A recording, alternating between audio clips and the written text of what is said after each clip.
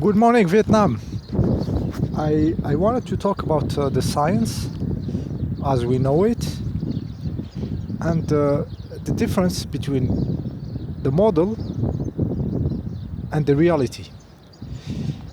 The model, for example, is saying that the light is photons,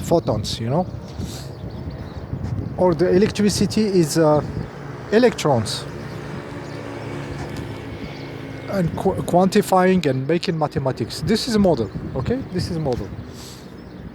Most of the people in their head, there is a program based on the model. So they understand reality through the model. So if you go to a scientist, you say to him, what is light? What is light?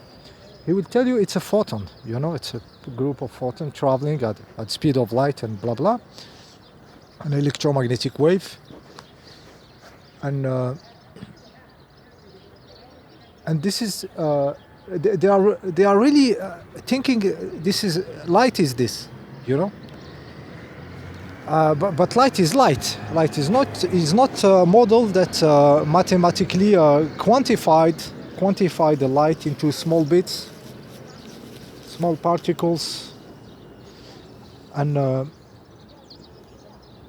quantify them, making mathematics and theories about it. Light is light, The light is the light, okay.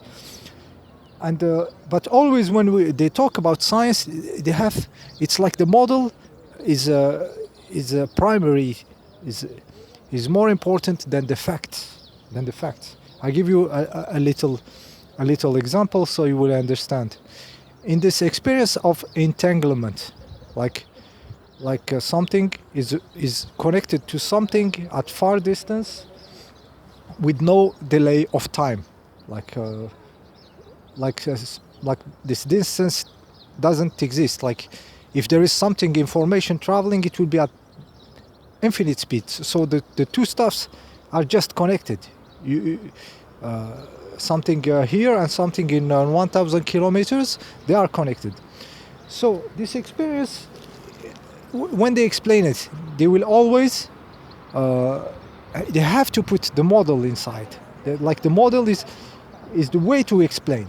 So they will tell you there is one photon entangled with another photon, So in your head there is a small stuff called photon, and there is another one, and they are connected, But in the fact, what you observe in the fact, In the fact, you will produce light.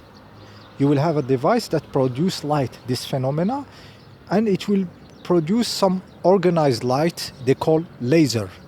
That's it.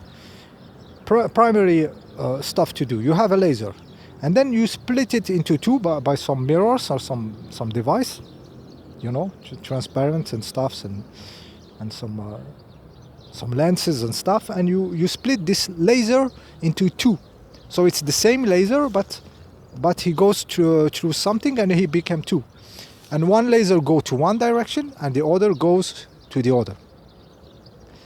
And they are very far away. Like you send it to one laboratory through optic fibers or something like that, and the other you send it to another laboratory, like let's say 100 kilometers away,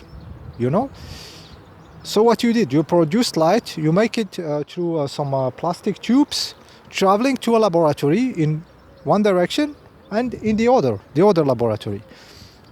And then in one of the laboratories, you start to apply some magnetic interference, like you have some coil and you just apply some frequency on it.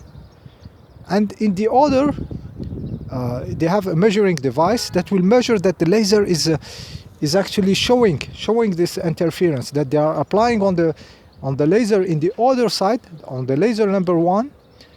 They can measure it in the laser number 2. This is the fact. This is practicality. I produce light. I split it into two different directions. I interact on this. I can measure with the sensitive device that the other laser also is is having something having to him with the same frequency that they are using to interfere with the other laser. That's it. There is no model here. There is light, and you don't put like there is small photon entangled with another photon and all the blah blah, you know.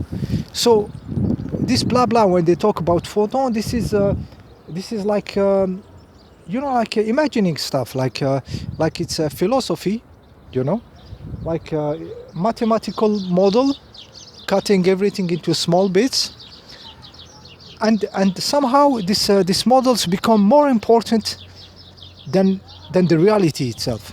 This is very crazy. So when you ask somebody, he will always in his head he will go to photons and everything. While the experience in itself, explaining it like it is exactly, is more interesting.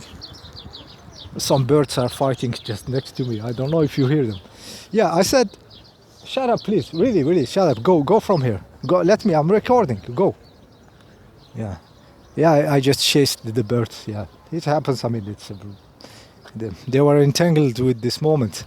Okay, so I said it's more interesting to talk about the experience as it is in the fact, and what can be done with it, you know, like transferring information at infinite speed, you know, between two places, because they receive the same light that has been split into two.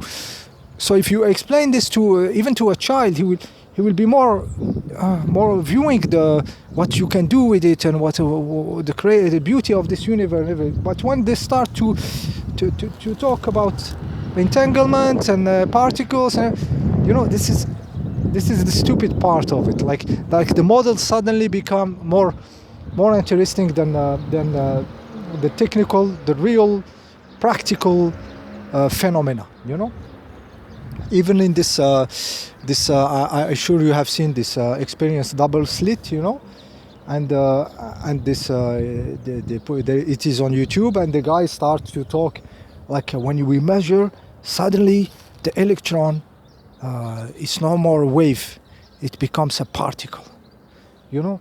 And this is kind of bullshit, because a way to explain it, we say that two energies were moving in some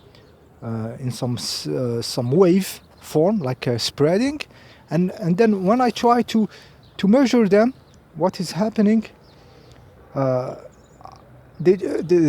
Suddenly this energy just become very in one direction, linear, you know.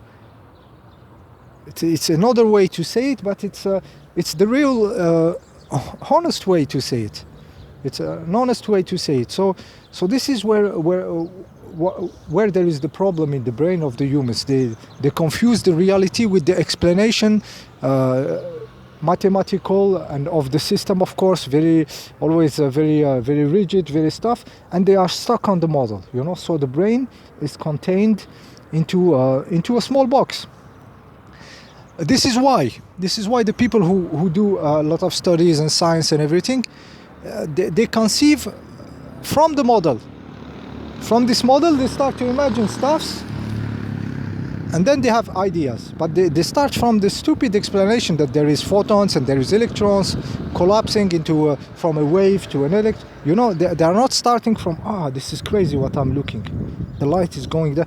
So they start from, so everything is kept into a small box like this. The box that they create.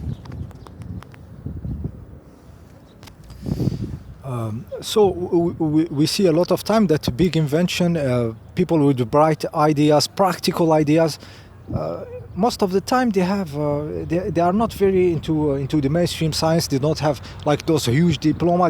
They are people who know how to work with their hand, try stuff, plug stuffs together and everything. And there is the others with which has been they have been a lot of time into on their universities and everything, and they are more in contact with the model, with the blah blah, with the mathematics, than with reality trying. So the guy who has not been into a lot of this brainwashing, he will have more freedom in his own self to discover stuff, you know. And it's the same. Actually, I have this idea right now. It's the same with religion, spiritualities, and everything. So somebody who has been born into a religion, you know, and they put him in the small box. He will not see the reality from a practical way, you know, and try stuff and do this and try something inside of me, like a new standing, new position of consciousness. He will be always in this small box, preconceived, pre-explanation of reality, religion or spiritualities also. Spiritualities. Me myself, I had a period in my life like where I was very much into Buddhism, you know, and I was there, you know, and life is suffering and cycles, and you have to not manifest to get some nirvana, you know, to be in this zone where there is nothing, and this small box actually was a bigger box than the one I was in, so it helped me. It's it's bigger, but it was just another box. So I took the best of it, which in the case of the Buddhism is really what we call our mental body is getting more in peace, you know, more in peace, and we reach this silence of the mental and everything, but still there is a lot of layers in the humans, like this emotional body, energetic body, and everything, that still they are not in nirvana at all, your cells and everything. So it doesn't really change you. So I took what changed me, and then I reached the limit of the box, and I break the box to another level. You see the picture. So yes, we have to be free thinkers. If we are into something that needs think, practical stuff and everything, free in our spiritual standing, our way to generate some position of consciousness, to go into what is possible, what is not possible. You know, you are this, you are that, you're gonna die, you're gonna age, you're gonna stuff, you go out of this planet, prison, stuff, you know. And once you free yourself, and you will see the world in a different way. And now I have the moon in the top of me, you know. And what is the moon? You know, what is it? You know, a long time ago, there was this French woman. She said the moon is the memory of the earth, is the mental field, the habits, and like when we look at it, it gives us always the same face, because it's a field of habit, field of mental thinking, and decoded by the point of view of the earth itself and our point of view. It makes this manifestation, which is half in the matter and half not materialistic field, you know. And when I was listening to this woman, I said, this kind of opened my box, my small box of the moon being some object and everything, broke to something bigger, you know, to something. So I am more in connection with what I see, what a wider point of view. Yeah.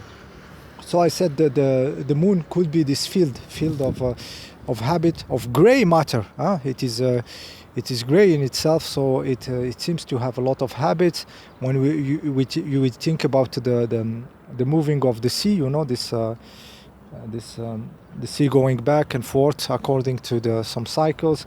The woman, when they have their periods and everything, it's a habit, it's a mental of nature, you know. We can feel it like this way, you know, and maybe one time we will even connect with this field directly. We will feel it even physically, and we will know with the cells, you know, not with the head, you know, at certain moments. Okay, that was the recording for today. Approaching the 15 minutes, and see you next time.